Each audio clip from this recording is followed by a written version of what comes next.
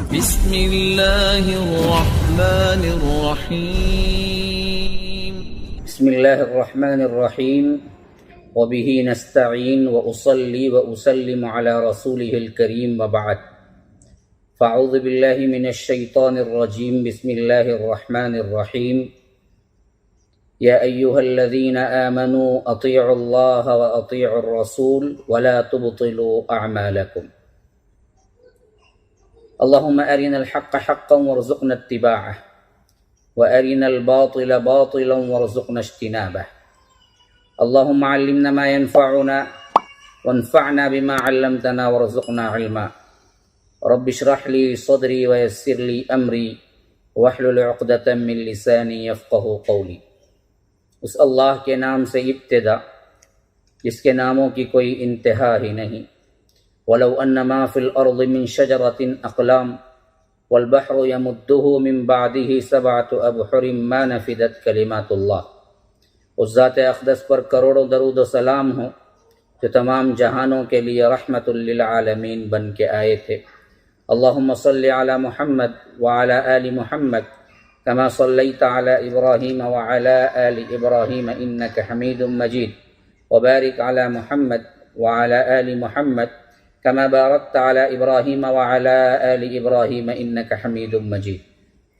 ناظرین و سامعین، اللہ تبارک و تعالیٰ کے فضل و کرم سے نماز نبوی کا جو سلسلہ آپ لوگوں کے سامنے شروع کیا گیا وہ اپنے درمیانی عروج پر ہے. اللہ تبارک و تعالیٰ کے فضل و کرم سے 6 ایپیسوڈ آپ لوگوں کے سامنے طریق نبوی جو اللہ کے رسول صلی اللہ علیہ وسلم کی نماز کا اتھینٹک مجموعہ امام البانی رحمہ اللہ نے اپنی کتاب صفت صلاۃ النبی کے اندر تحریر کیا، میں آپ لوگوں کے سامنے اس کی وضاحت کرتے ہوئے آ رہا ہوں. ہم نے گزشتہ ایپیسوڈ کے اندر یہ دیکھا تھا کہ قراءت کے اللہ کے رسول صلی اللہ علیہ وسلم کی کیا کیفیات تھی اور نوافل کے اندر کیسے اللہ کے رسول صلی اللہ علیہ وسلم قراءت کیا کرتے تھے اور کن صورتوں کی قراءت کیا کرتے تھے، تہجد کی نماز کیسی ہوا کرتی تھی. ان تمام تفاصیل کو قیام کے اندر امام البانی رحمہ اللہ نے جوڑا ہے. یعنی قیام کے اندر اللہ کے رسول صلی اللہ علیہ وسلم کی قراءتیں، رات کی نماز، نوافل، فرائض، ظہر، عصر، مغرب، عشاء، فجر، ان تمام کی قراءتیں کیسی ہوا کرتی تھی. ایک ہی قیام کے لفظ کے اندر امام البانی رحمہ اللہ نے اس کو جوڑ دیا ہے. اب قیام کی کمپلیٹ کیفیت واضح ہونے کے بعد آج میں آپ کے سامنے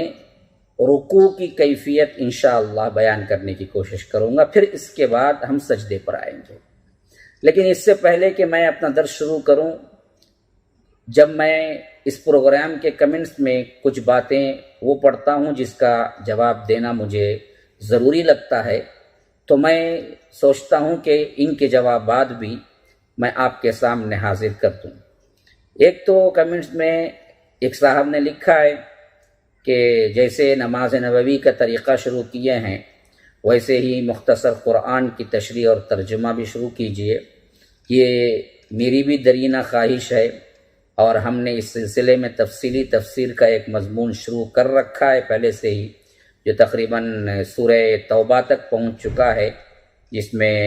60 سال کی محنت لگی ہوئی ہے. لیکن وہ مفصل ہے اور انہوں نے جامع ترین اور مختصر ترین بتایا ہے. بڑی خوشی ہوئی مجھے. انشاءاللہ اس کا پورا ارادہ ہے اور آنے والے دنوں میں انشاءاللہ العزیز اس کے بارے میں ہم بہت جلد اقدام کریں گے. ان سے ہم ریکویسٹ کرتے ہیں کہ دعاؤں میں یاد رکھیں اور ان کے شکریہ کے ساتھ ہم ان کی بات کو ایکسیپٹ کرتے ہیں، مانتے ہیں. اور اسی طرح بہت سے لوگ اس طریقے درس کو سمجھ نہیں پائے ہیں اور ان لوگوں کا کچھ ایسا منشا ہے کہ ہمیں یہ بات صحیح طور پر سمجھ نہیں آ رہی ہے یا ہمارے برسوں سے پڑھی ہوئی نماز کے طریقے کے مطابق نہیں ہے، تو ان تمام اشکال کا میں نے اس واسطے شروع میں ہی جواب دینے کی کوشش کی کہ یہ اللہ کے رسول صلی اللہ علیہ وسلم کی وہ نماز ہے جو ایتھینٹک طور پر مستند ترین احادیث کی روشنی میں بیان کرنے کی امام البانی نے کوشش کی ہے۔ یہاں مسالک اور اس طرح کے جو ہمارے ہاں رواج پائے ہوئے طریقے ہیں، اس طریقے کی اہمیت امام البانی رحمہ اللہ کے پاس کچھ بھی نہیں ہے جب تک کہ وہ کتاب و سنت پر نہ آ جائیں۔ تو اس حیثیت سے اب رکوع کے بیان میں شیخ البانی رحمہ اللہ کہتے ہیں کہ رسول اکرم صلی اللہ علیہ وسلم جب قیام کی حالت میں قراءت سے فارغ ہوتے تو کچھ دیر خاموش رہتے، یعنی کچھ دیر کے لیے قراءت ختم کر کے رکوع جانے سے پہلے کچھ دیر خاموشی اختیار کرتے۔ اور علامہ ابن قیم رحمہ اللہ فرماتے ہیں کہ آپ صرف اتنی دیر خاموش رہتے کہ آپ کا سانس صحیح ہو جائے، یعنی جیسے ہی امام قراءت کر رہا ہے، قراءت کے بعد وہ تھوڑا سکتہ، تھوڑا سا رکنا، یہ اس بات کی علامت ہے کہ وہ اپنی جگہ سانس لے لے اور اپنی سانس درست کر لے۔ جیسے ہی کیا ہے معلوم بھی نہیں ہوا آیت ختم ہوئی، اللہ اکبر بول کے رکوع میں جانا، یہ اللہ کے رسول صلی اللہ علیہ وسلم کا طریقہ نہیں تھا۔ تو یہ قیام جہاں پر ختم ہوا اور تلاوت ختم ہوئی، کچھ دیر رکنا، یہ دراصل کیا ہے ابو داؤد کی حدیث ہے۔ تو اس کے بعد فرماتے ہیں کہ پھر اللہ کے رسول صلی اللہ علیہ وسلم رفع الیدین کرتے، جس کا ذکر تکبیر تحریمہ میں بھی ہو چکا ہے، اور اللہ اکبر کہتے پھر رکوع میں چلے جاتے۔ دیکھیے، ایک رفع الیدین ہاتھ کا اٹھانا کہاں تک ہے اس کے بارے میں تفصیلات میں نے پہلے ایپیسوڈ میں بیان کر دیا۔ تو کان کی لو تک اٹھانا یا کھندے تک اٹھانا، یہ دراصل تکبیر تحریمہ جو پہلی تکبیر نماز شروع کرتے وقت ہم باندھتے ہیں، اس میں تو سب متفق ہیں، لیکن اس کے بعد کے رفع الیدین میں لوگوں نے اختلاف کیا اور ضعیف احادیث کے پیچھے پڑ گئے۔ بعضوں نے کیا ہے مسلک کی آڑ لے لی اور رفع الیدین سے بھاگنے لگے۔ ہمیں کسی مسلک کی کیا ہے پاسداری کا حکم نہیں دیا گیا، ہمیں قرآن و سنت پر عمل کرنے کا حکم ملا ہے۔ تو رفع الیدین کے سلسلے میں کہتے ہیں کہ رفع الیدین اللہ کے رسول صلی اللہ علیہ وسلم رکوع میں جاتے وقت اللہ اکبر کہہ کے رکوع میں جاتے وقت بھی رفع الیدین کرتے۔ یہ دوسری جگہ ہے جہاں رفع الیدین کرنا چاہیے، اور یہ حدیث جس کے اندر یہ رفع الیدین کا ذکر آیا ہے بخاری کے اندر بھی ہے، مسلم کے اندر بھی ہے۔ کتنی پختہ حدیث ہے، دیکھیے متفق علیہ حدیث ہے کہ اللہ کے رسول صلی اللہ علیہ وسلم رکوع میں جاتے وقت بھی رفع الیدین کرتے۔ اب کوئی اپنی منمانی اپنے مسلک کی آڑ میں متفق علیہ حدیث کا انکار کرے تو اس کی اپنی مرضی ہے، وہ جواب دہ ہے، لیکن جہاں تک مجھے پہنچانا ہے میں نے آپ کے سامنے پہنچا دیا کہ اللہ کے رسول صلی اللہ علیہ وسلم رفع الیدین کرتے، ہاتھوں کو اٹھاتے، اللہ اکبر کہتے ہوئے رکوع میں چلے جاتے۔ اچھا، پھر امام کہتے ہیں کہ رکوع جاتے وقت اور رکوع سے اٹھتے وقت آپ صلی اللہ علیہ وسلم رفع الیدین کرتے، اور یہ کرنا تواتر کے ساتھ ثابت ہے، یعنی 2 دفعہ، ایک تکبیر تحریمہ کے وقت ہاتھ کو اٹھائے، اس کے علاوہ رکوع جاتے وقت بھی اللہ اکبر ایسے اٹھاتے ہوئے، کیا ہے اللہ اکبر ایسے اٹھاتے ہوئے رکوع میں جائیں، پھر رکوع سے اٹھ کے بھی اللہ اکبر ایسے جو رکوع میں جاتے ہیں نا اللہ اکبر کہتے ہوئے، ویسے ہی کیا ہے پھر رکوع سے اٹھتے وقت سمع اللہ لمن حمیدہ کہتے وقت بھی کیا ہے رفع الیدین کرتے۔ یہ اتنا تواتر کے ساتھ یہ روایت آئی ہے، اس میں کوئی شک ہی نہیں ہے، اور تینوں ائمہ جو ائمہ اربعہ کے نام سے مشہور ہیں اس میں تینوں، یعنی جو امام احمد ابن حنبل ہیں، امام مالک ہیں، امام شافعی ہیں، سب اس کو مانتے ہیں سوائے ایک امام کو چھوڑ کر، جو ہمارے ہاں معروف و مشہور ہے امام ابو حنیفہ کو چھوڑ کر تمام امام اس کو مانتے ہیں، تواتر کی حد تک ثابت ہے، اور تینوں ائمہ اور جمہور محدثین اور فقہا کا بھی یہی مسلک ہے کہ امام مالک بھی زندگی بھر رفع الیدین کرتے رہے، حتیٰ کہ امام کہتے ہیں بعض احناف ائمہ بھی اس کے قائل تھے، چنانچہ امام ابو یوسف کے شاگرد عصام بن یوسف رفع الیدین کیا کرتے تھے، اور اسی طرح امام احمد کے صاحبزادے احمد بن حنبل رحمہ اللہ کے بیٹے عبداللہ ابن احمد وہ بھی ذکر کرتے ہیں کہ اپنے والد سے، وہ عقبہ بن عامر سے روایت کرتے ہیں کہ انہوں نے بیان کیا کہ نماز میں رفع الیدین کرنے سے ہر اشارے کے بدلے 10 نیکی ملتی ہے، 10 نیکیاں ملتی ہیں ہر اشارے کے بدلے۔ اور امام کہتے ہیں یہ اس واسطے ہے کہ ایک نیک کام کا ارادہ کرے تو اس کے نامہ اعمال میں 10 نیکیوں سے 700 نیکیوں تک لکھا جاتا ہے، تو ایک حرکت جو کیا اس نے تو اس میں دراصل اس کو 10 نیکیاں تو ضرور ملنا ہے۔ اس واسطے ہی امام کہتے ہیں کہ یہ دراصل ایک نیکی کا بھی باعث ہے اور سنت ہے، اور یہ تواتر کے ساتھ ہے، تو کوئی انکار کرے، کوئی حد درمی کرے تو یہ اور بات ہے۔ تو اب تک جو پڑھے ہیں ہم، اس میں 3 جگہ رفع الیدین کا ذکر آ چکا ہے۔ ایک تکبیر تحریمہ کے وقت ہاتھ اٹھانا ہے، پھر اس کے بعد اللہ اکبر رکوع جاتے وقت، پھر اس کے بعد سمع اللہ لمن حمیدہ اٹھتے وقت رفع الیدین کرنا اللہ کے رسول صلی اللہ علیہ وسلم سے ثابت ہے۔ اب ذکر آ گیا رفع الیدین کا، تو چوتھی جگہ کہاں رفع الیدین کرنا ہے وہ بھی میں آپ کو بتا دوں۔ چوتھی جگہ وہ ہے جو دوسری رکعت کے قاعدے کے بعد اٹھتے وقت، تیسری رکعت میں داخل ہوتے وقت بھی رفع الیدین اللہ کے رسول صلی اللہ علیہ وسلم سے ثابت ہے۔ یعنی 2 رکعت آپ پڑھ لیے، کوئی 4 رکعت والی نماز ہے، یعنی ظہر کی نماز ہے یا عصر کی نماز ہے یا اگر مغرب کی نماز ہے یا عشاء کی نماز ہے، ان نمازوں میں 2 رکعت ختم ہو گئے اور 2 رکعت میں آپ قاعدے میں بیٹھ گئے، پھر اب تیسری رکعت میں جا رہے ہیں، تو آپ جو اٹھتے ہیں نا تیسری رکعت میں جاتے وقت بھی رفع الیدین کرنا ہے۔ یہ چاروں جگہ اللہ کے رسول صلی اللہ علیہ وسلم سے رفع الیدین کرنا ثابت ہے۔ اب اس کے بعد کیفیت رکوع، یعنی رکوع میں اللہ کے رسول صلی اللہ علیہ وسلم کی کیفیت کیا ہوا کرتی تھی، تو فرماتے ہیں کہ اللہ کے رسول صلی اللہ علیہ وسلم کی حالت رکوع میں اپنے ہتھیلیوں کو اپنے گھٹنوں پر رکھتے، یعنی اپنے ہتھیلیاں جو ہے نا، اپنا جو ہم کہتے ہیں نا گڑگا بولتے ہیں ہم اپنی عام زبان میں، گھٹنا جسے بولتے ہیں، اس پر رکھتے اللہ کے رسول صلی اللہ علیہ وسلم۔ اور یہ حدیث جو ہے بخاری کے اندر ہے۔ اور اسی طرح فرماتے ہیں کہ اللہ کے رسول صلی اللہ علیہ وسلم، یہ حدیث بھی بخاری کے اندر ہے، اپنے صحابہ کو بھی اسی کا حکم دیتے کہ گھٹنوں پر اپنے ہاتھ کو رکھو۔ اور اللہ کے رسول صلی اللہ علیہ وسلم کے سلسلے میں یہ بات بھی آئی ہے کہ ہتھیلیاں آپ کے گھٹنوں پر یوں رکھی ہوتی تھی جیسا کہ آپ نے گھٹنوں کو پکڑا ہوا ہے، یعنی اللہ کے کہاں تک کتنا اہم ایک ایک حرکت نوٹ کر کے امام البانی رحمہ اللہ دیکھیے آپ کو بتلا رہے ہیں کہ اللہ کے رسول صلی اللہ علیہ وسلم ہاتھ جو ہے نا وہ رکوع کی حالت میں اللہ کے رسول صلی اللہ علیہ وسلم گھٹنوں پر رکھتے، اور گھٹنوں پر رکھتے ہوئے ایسے ہاتھ جمع ہوا نہیں ہوتا بلکہ یوں پھیلا ہوا ہوتا اور گھٹنے کو پکڑے جیسا رہتا، ایسے ہوتا گھٹنے کو کیا ہے اللہ کے رسول صلی اللہ علیہ وسلم ایسے پکڑے ہوئے ہیں، گویا کوئی چیز پکڑتے ہیں نا، اس طرح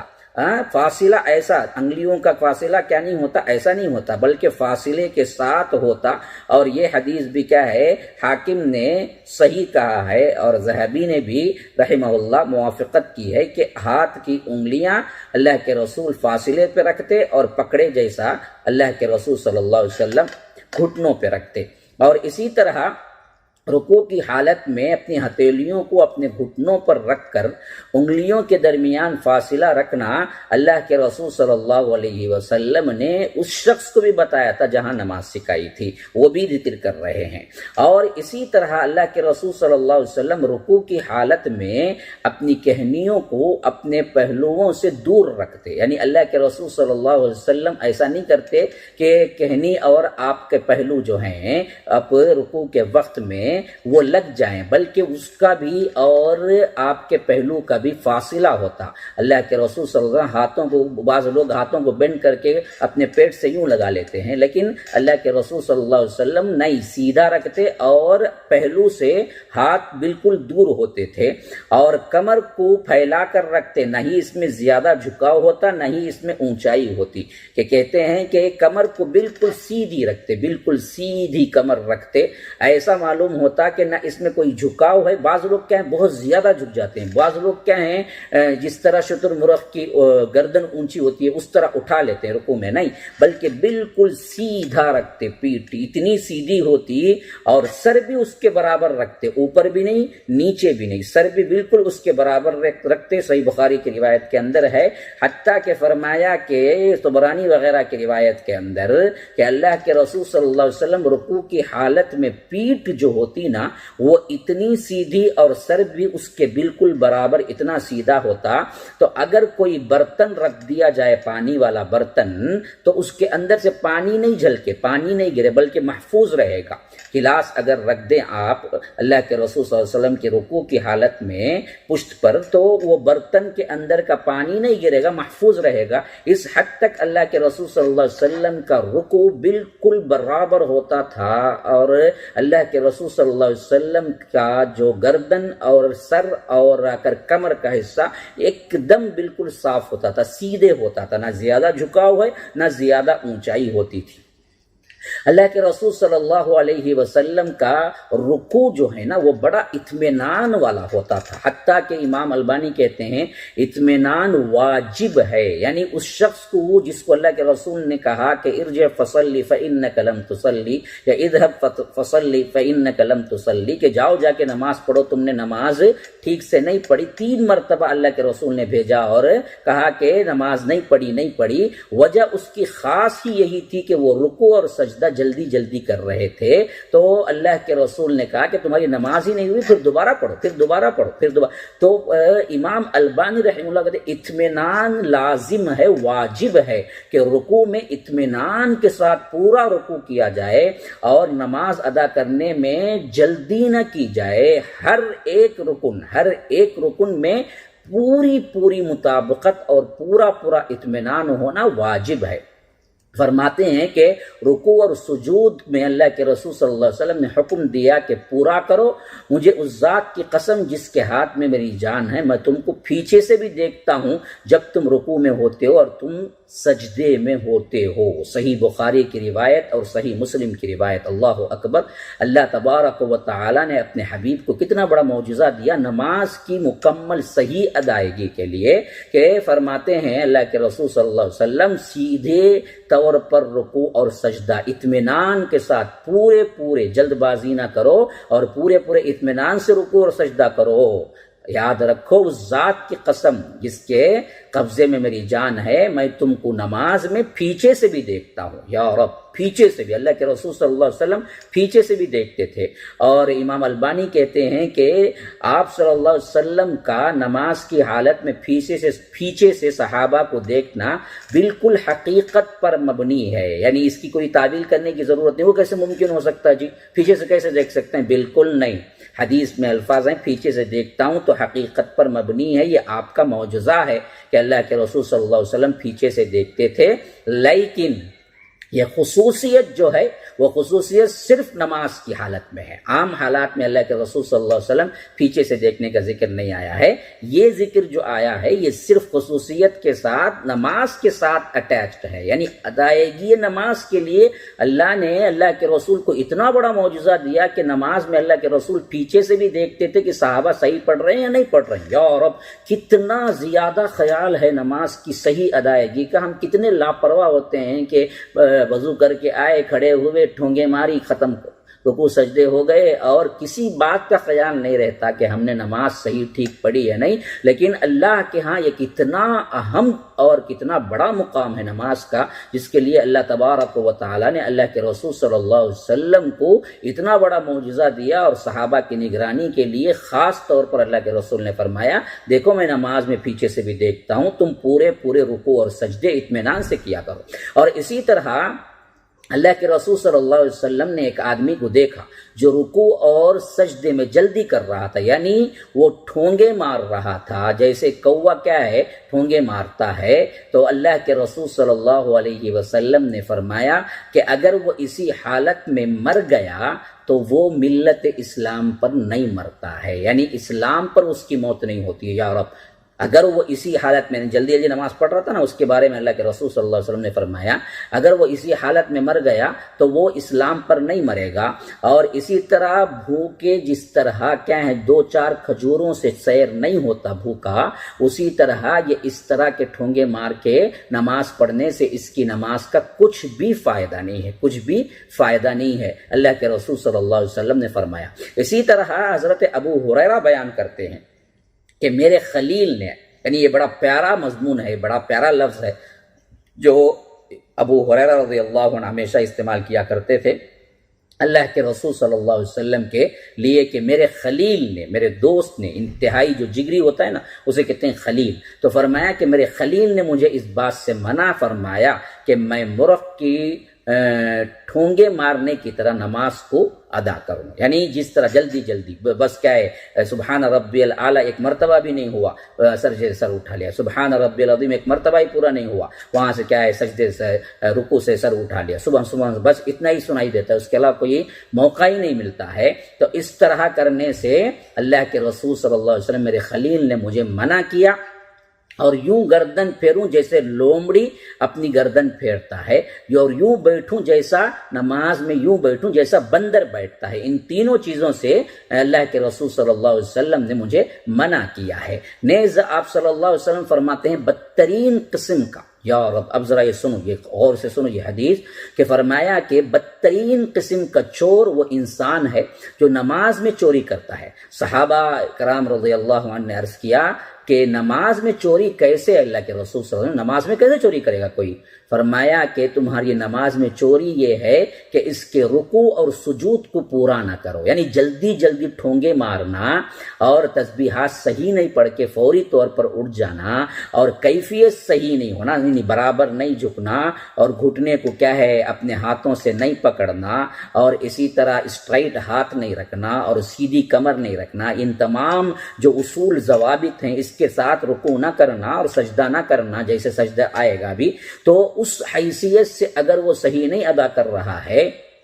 تو اللہ کے رسول صلی اللہ علیہ وسلم نے یہ نماز میں چوری کرنا ہے، یہ سب سے بدترین قسم کا چور ہے، یہ سب سے بدترین قسم کا چور ہے، جو حاکم نے اس حدیث کو صحیح کہا ہے، اور ابن ابی شیبہ کے اندر بھی حدیث آئی ہے۔ اور اسی طرح اللہ کے رسول صلی اللہ علیہ وسلم نماز پڑھا رہے تھے تو آپ نے آنکھ کے کنارے سے ایک آدمی کے بارے میں محسوس کیا، یعنی اللہ کے رسول صلی اللہ علیہ وسلم پڑھا رہے تھے، مقتدی تھے پیچھے، تو محسوس کیا کہ رکوع اور سجود میں اس کی کمر سیدھی نہیں ہو رہی ہے، یعنی یہ سیدھا نہیں رکھ رہا ہے۔ تو جب آپ صلی اللہ علیہ وسلم نے سلام پھیرا تو فرمایا کہ اے مسلمانوں، اس انسان کی نماز نہیں ہوتی جو رکوع سجود میں کمر درست نہیں رکھتا، تو صاف اعلان کیا کہ اس کی نماز صحیح نہیں۔ ابن ماجہ کے اندر یہ حدیث ہے، اور اسی طرح کیا ابن ابی شیبہ کے اندر بھی ہے کہ فرمایا کہ دیکھو اس شخص کی نماز نہیں ہوتی جو رکوع میں کمر کو سیدھا نہیں رکھتا، یعنی زیادہ جھک جاتا ہے یا اٹھ جاتا ہے، یا اگر کوئی خیال ہی نہیں رکوع کر رہا ہے، بس کیا ہے ایک رسم ہے جو پوری کر رہا ہے،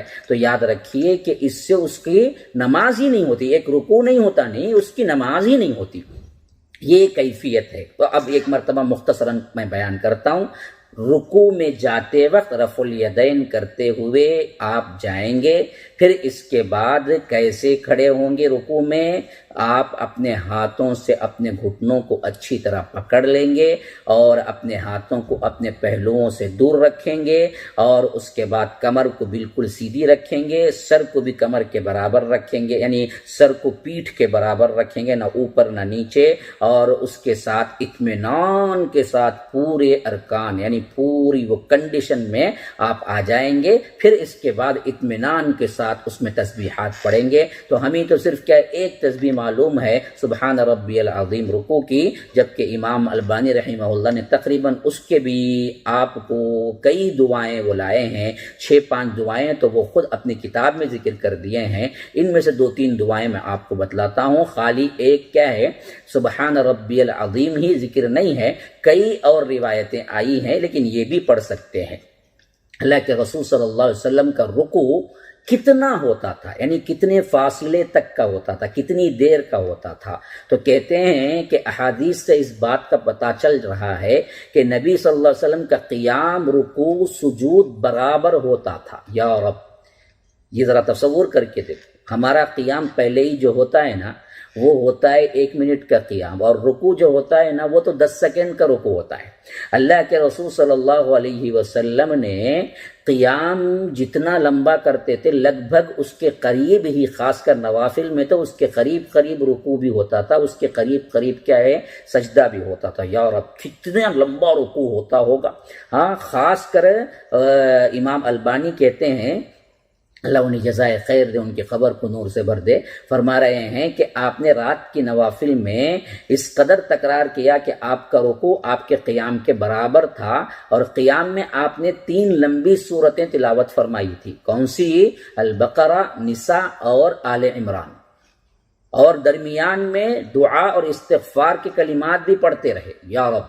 ذرا تصور کر کے دیکھو، رات کی نماز جب اللہ کے رسول صلی اللہ علیہ وسلم نے ایک مرتبہ پڑھایا، جو کہ کیا ہے میں پہلے ہی بیان کر چکا ہوں، حضرت حذیفہ کے ساتھ وہ حدیث بیان ہو چکی ہے پہلے، تو اس میں اللہ کے رسول صلی اللہ علیہ وسلم نے پہلے بقرہ پڑھا، پھر نساء پڑھا، پھر آل عمران پڑھا، تقریباً آپ بقرہ 2.5 جز لے لیجئے، اور پھر اس کے بعد آل عمران، پھر اس کے بعد نساء، اور نساء کا اختتام تقریباً کیا ہے 5.25 جز پہ ہوتا ہے، 5.25 جز ختم ہوتے ہیں نساء پہ، بلکہ 5.25 نہیں، لا يحب اللہ کا آخری پاؤ جز شروع ہو جاتا ہے، تو 6.25 جز تک، 6.25 جز تک سورہ نساء چلتا ہے، پھر اس کے بعد مائدہ شروع ہوتا ہے۔ تو 6.25 جز آپ نے تلاوت کی قیام میں، اور رکوع بھی 6.25 جز کا جتنا لمبا قیام تھا اتنی ہی دیر رکوع بھی کیا، اتنی ہی دیر رکوع کیا۔ تصور ہے کبھی ہم ایسا کر بھی سکتے ہیں؟ کبھی لوگ ہمیں کیا کریں گے، پاگل نہیں بولیں گے، یہ ایسی کون سی نماز ہے جو رکوع اتنا لمبا؟ تو جتنا قیام ہوتا تھا اتنا لمبا رکوع ہوتا تھا، اور رکوع میں تسبیحات اللہ کے رسول نے کتنی مرتبہ پڑھے ہوں گے بتکرار۔ 6.25 جز جب پڑھے ہیں تو ایک جز کے لیے کم از کم ہم جو پڑھتے ہیں نا، ہماری اسپیڈ سے بھی آدھا گھنٹہ لگا لو تو 3 گھنٹے ہو جاتے ہیں تقریباً، تو 3-2.5 گھنٹے کا رکوع تصور ہو سکتا ہے؟ لیکن حدیث میں یہ الفاظ آئے ہیں کہ اللہ کے رسول صلی اللہ علیہ وسلم نے اس وقت قیام جتنا کیا اتنا ہی رکوع کیا، اور رکوع جتنا کیا اتنا ہی سجدہ کیا، برابر تھا، قیام، رکوع، سجدہ سب برابر تھا۔ اور حتیٰ کہ بعض احادیث میں رکوع کے بعد کھڑے ہونے کا جو وقفہ ہوتا ہے قومہ کا، وہ بھی برابر تھا۔ یہاں تک الفاظ آئے ہیں۔ اللہ اکبر، اللہ تعالی ہمیں اللہ کے رسول صلی اللہ علیہ وسلم کے طرز پر جیسے انہوں نے بتلایا ویسے نماز پڑھنے کی کیا ہے توفیق عطا فرمائے اطمینان کے ساتھ۔ تو ایک تو دعا وہ ہے جو سبحان ربی العظیم ہے، دوسری دعا ہے سبوح قدوس رب الملائکۃ والروح، پاک ہے، نہایت پاک ہے فرشتوں کا اور جبرائیل کا رب ہے۔ سبحان ربی العظیم کا مطلب ہے میرا پروردگار بڑا ہی پاک عظمت والا، میں اس کی حمد بیان کرتا ہوں۔ یہ بھی کیا ہے عموماً 3 بار کہے، اور اسی طرح کیا ہے سبحانک اللہم و بحمدک اللہم اغفر لی، یہ دعا بھی آئی ہے کہ اللہ تو پاک ہے، میں تیری حمد کرتا ہوں، اے اللہ تو مجھے معاف کر دے۔ اور اسی طرح کیا ہے یہ حدیث یہ بھی آئی ہے دعا حدیث کے اندر، اللہم لک رکعت وبک آمنت ولک اسلمت انت ربی خشع لک سمعی وبصری ومخی وعظمی وعظامی وعصبی وما استقلت به قدمی للہ رب العالمین، کہ کہتے ہیں کہ اے اللہ میں نے تیرے لیے رکوع کیا، تیرے ساتھ ایمان لایا اور تیرے لیے فرما بردار ہو گیا، تو میرا پروردگار ہے، تیرے لیے میرے کان، میری آنکھ، میرا مغز، میری ہڈیاں، میرے اعصاب، اور جس کو میرے قدموں نے اٹھایا ہے سب کا سب تیرے لیے ہے، اس اللہ کے لیے ہے جو رب العالمین ہے، میں فرما بردار ہو گیا۔ بڑی پیاری دعا ہے جس میں کیا ہے یہ اللہ کے رسول صلی اللہ علیہ وسلم یہ دعا کرتے ہیں۔ اور اسی طرح کیا ہے ایک دعا یہ بھی آئی ہے کہ سبحان ذی الجبروت والملکوت والکبریاء والعظمہ، وہ ذات پاک ہے جو جمالی صفات والی ہے، کبریائی عظمت والی ہے۔ یہ دعا نفل نماز میں اللہ کے رسول صلی اللہ علیہ وسلم پڑھا کرتے تھے۔ اور اسی طرح کیا ہے آپ ان تمام اذکار کو ملا لے سکتے ہیں، ایک مسئلہ یہ ہے کہ فرمایا کہ کوئی ایک ذکر ہی، کوئی ایک اس کے اندر کی ایک دعا ہی بار بار دہرانا ہے، تو امام کہتے ہیں کہ بہتر یہ ہے کہ ایک ہی ہے جو بار بار دہرانا ہے، کسی وقت کوئی اور دعا، کسی وقت کوئی اور دعا، ایسا پڑھ سکتے ہیں۔ کبھی کبھار نوافل ہے تو کیا ہے، پورے کے پورے بھی جمع کر کے پڑھ سکتے ہیں، جیسے لمبا رکوع ابھی 3 گھنٹے کا رکوع میں بیان کیا، ایسے رکوعات میں اللہ کے رسول صلی اللہ علیہ وسلم نے مختلف دعائیں کی ہیں۔ اور اسی طرح کیا ہے، مقدار کے سلسلے میں نے بتا دیا، لیکن عام مقدار رسول اکرم صلی اللہ علیہ وسلم کے رکوع کے بعد قیام، سجدہ اور دونوں سجدوں کے درمیان بیٹھنے کی مقدار ایک جیسی ہوتی تھی۔ اللہ کے رسول صلی اللہ علیہ وسلم کا قیام، سجدہ، 2 سجدوں کے درمیان بیٹھنے کی مقدار، رکوع، قیام، رکوع کے بعد کا قیام، اور اسی طرح سجدہ، سجدے کے درمیان بیٹھنے کا وقفہ جسے جلسہ استراحت کہتے ہیں، رکوع کے بعد کھڑے ہونے کو قومہ کہتے ہیں، رکوع، سجدہ اور رکوع کے بعد کھڑے ہونا قومہ، اور 2 سجدوں کے درمیان بیٹھنا جلسہ استراحت، یہ تمام کا تمام مقدار میں ایک ہی، یعنی رکوع میں آپ نے اللہ کے رسول صلی اللہ علیہ وسلم نے یوں سمجھو 3 مرتبہ سبحان ربی العظیم ایک شخص نے کہا تو اس کے لیے 20 سیکنڈ ہوئے، 30 سیکنڈ ہوئے، تو بعد میں قومہ جو بعد میں کھڑا ہوتا ہے کچھ دیر سبحان ربنا ولک الحمد کہتا ہے، تو اس وقت کا قیام بھی 20 سیکنڈ اور ساتھ میں سجدہ بھی 20 سیکنڈ کا اور سجدے کے درمیان بیٹھنا بھی 20 سیکنڈ کا، سب برابر ہوا کرتے تھے، یہ کہنا مراد ہے امام کا۔ اور یہ حدیث جو ہے وہ دراصل مسلم بخاری کی بھی ہے، مسلم کی بھی ہے، جس میں کہتے ہیں کہ اللہ کے رسول کے رکوع کے بعد کا قیام، سجدہ اور سجدے کے درمیان کا بیٹھنا، یعنی اگر میں کہوں تو قیام، قومہ اور اسی طرح سجدہ، رکوع اور جلسہ استراحت، یہ سب کے سب برابر ہوتے تھے اللہ کے رسول کے۔ آج ہمارے معاملات دیکھیے، رکوع کا اگر آپ ٹائم لیتے ہیں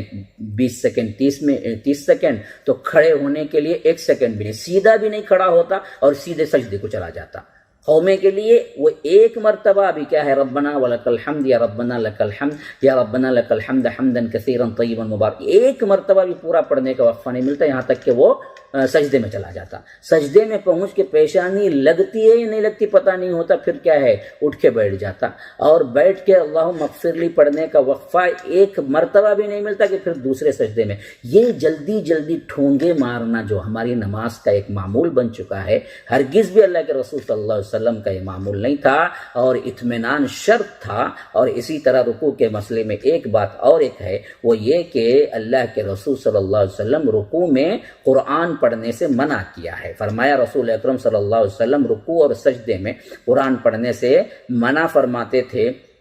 اور فرمایا کہ خبردار مجھے رکوع اور سجود میں قرآن پاک پڑھنے سے روکا گیا ہے، بس تم رکوع میں اللہ عز و جل کی تعظیم یعنی سبحان ربی العظیم، اور سجدے میں تم الہا کے ساتھ دعا کرو، یعنی